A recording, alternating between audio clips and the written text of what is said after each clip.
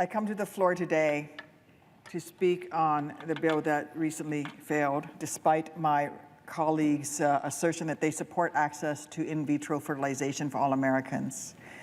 You know, this morning, I was able to pack my daughter's lunch boxes. It sounds mundane, I know, but when I spend just a second thinking about it, even that kind of everyday moment with my girls isn't mundane at all.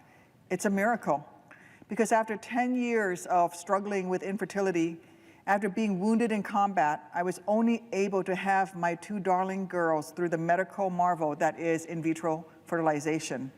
The only reason there are PB&Js for me to make for their lunch, the only reason there are teeny sneakers for me to Velcro clothes is because after I came home from war, I had the freedom to seek the health care I needed to make my dream of going from Tammy to mommy a reality. I was one of the lucky ones, because now that freedom to get reproductive care is at risk for millions of other women whose most desperate hope in the world is to have a little one of their own. Make no mistake, that isn't some future nightmare. This is our present reality. Countless women already had their IVF treatments interrupted this year after an Alabama State Supreme Court ruling painted women seeking fertility treatments as criminals. And in this perilous moment for our country, as we stare down November and all the uncertainties that come with it, there's no telling how many more will follow.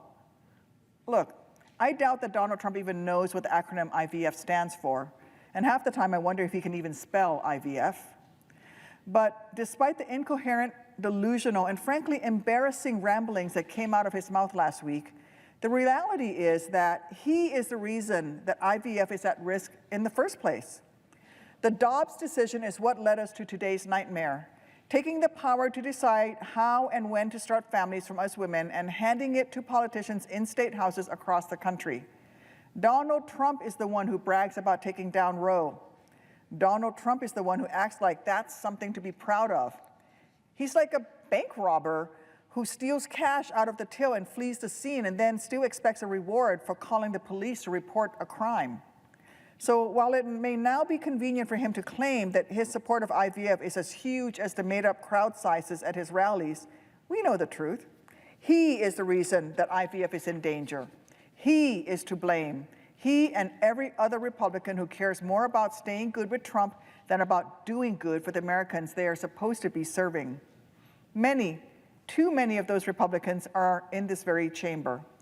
I know that because today marked the third time in the past 7 months that I've come to the floor begging my Republican colleagues to help me pass legislation I wrote that would protect every American's right to IVF, regardless of what state they live in. A bill that would ensure no doctor or hopeful mom could be criminalized for trying to start a family. One that would permit all health insurers to cover the treatments, and one that would require the federal health insurance plan to cover reproductive technologies, allowing our troops to preserve their sperm or eggs before deploying to a combat zone. When I tried to pass it in February, it took the junior Republican senator from Mississippi what seemed like not even one full Mississippi second to block its passage. Then, when I tried to pass it again in June, nearly every GOP member voted it down. Today, it was the same old cynical story as Republican after Republican voted no, no, no. And at this point, it's obvious. Despite whatever talking points they force through gritted teeth on cable news, when the rubber hits the road and the vote is called, Republicans will do anything to get out of actually passing legislation that would protect women's right to access reproductive health care. Women in this country have been through enough. What women don't need is a man who is found liable for sexual abuse controlling what we can or cannot do with our bodies. What we don't need are politicians who have sworn fealty to a convicted felon treating us like we're the ones who are criminals. It's tragic. Republicans only seem to care about protecting life when it supposedly consists of some cells in a medical lab freezer. But what about when that life is of fifth graders whose school day gets shattered by a man with an AR-15 who wants to turn their math class into a massacre? What about when that life is their neighbors, who is yet one more woman to bleed out on the delivery table as the maternal mortality crisis among women of color rages on? Well, then those same Republicans couldn't seem to care less about defending the sanctity of life. Listen, I'm sure that some of my colleagues will try to slink away from taking any accountability here.